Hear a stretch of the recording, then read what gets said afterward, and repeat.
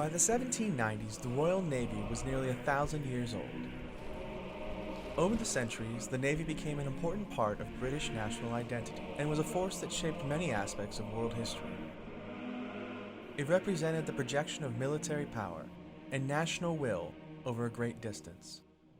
However, many historians also see in this institution the spread of important concepts, such as the representative government, the common law, and free trade among nations. It would also be instrumental in aiding in the eradication of human slavery by suppressing the African slave trade in the 19th century. Many of the events of its long history continue to resonate to the present age. King Alfred is credited by historians with laying the foundations of British sea power. In 875 AD, he created an English navy that countered the Vikings who were then raiding the British Isles from Scandinavia. The monarchs of the later medieval period continued to expand Britain's naval forces.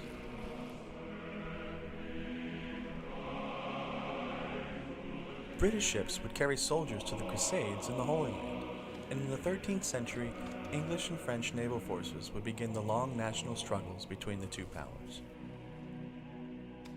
Naval tactics at this time were in essence an extension of land combat. The ships would be grappled together, and the soldiers and knights would fight across their decks as if they were on a battlefield.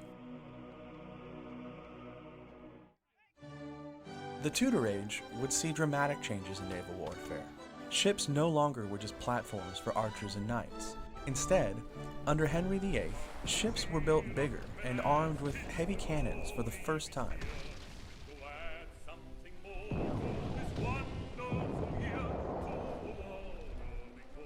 One of the most famous ships of this period was the Mary Rose, which was discovered and excavated by archaeologists in the early 1980s.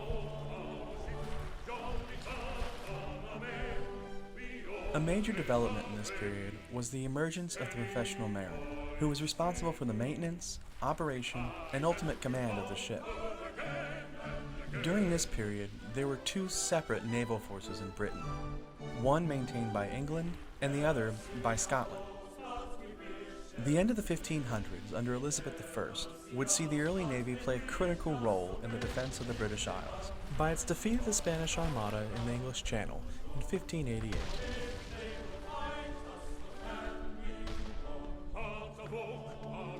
Further changes shaped the Navy in the 1600s. The Navy would play an important role in the English Civil Wars, remaining largely on the side of the Parliament rather than the King.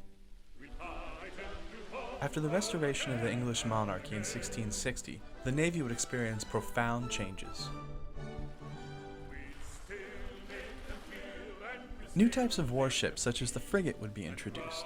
Naval architecture and ship construction would become more professionalized. Cannons became more powerful with longer range, and naval administration would become more efficient under the watchful eyes of capable officials such as Samuel Pepys. Battles were beginning to be dominated by large fleet actions, and tactics were centered on the proper maintenance of the line in battle and the use of the broadside. During this period, the Navy's responsibilities expanded beyond the protection of the British homeland. Still essentially an English Navy, it now had to defend the British Isles as well as a developing global empire, with expanding colonies such as those established along the eastern seaboard in North America. Many of the European rivalries of the 17th century would play out on the high seas and in far-flung areas around the world.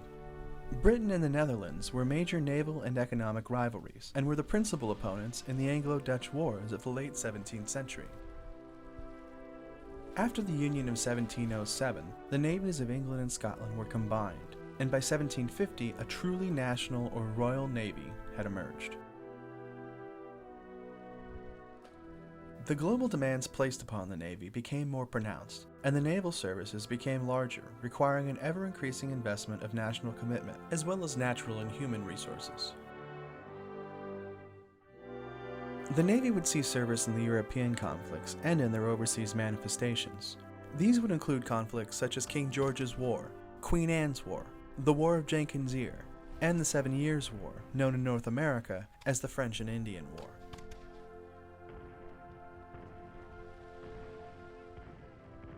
In the 1770s and 1780s, the Navy would see new combat in North America, this time in the campaigns against the American rebels in the War of American Independence. During the long period of these conflicts, the Royal Navy adapted to a range of environmental conditions, changed its tactics, and developed new ship types. Marines would be formally added as a force under the control of the Admiralty, and the bureaucracy of naval administration would dramatically increase. Throughout the 1700s, the Navy was forged into an efficient and powerful force under sea officers such as Howe, Rodney, Collingwood, and Nelson.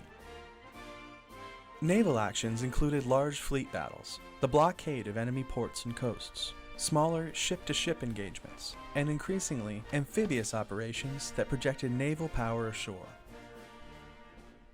With expanding overseas colonies and political influence, the protection of British commerce and the interdiction of their enemies' mercantile vessels also became major duties that the Navy was required to perform. By the time the DeBraak began Royal Navy service, the Navy numbered approximately 600 ships of all types.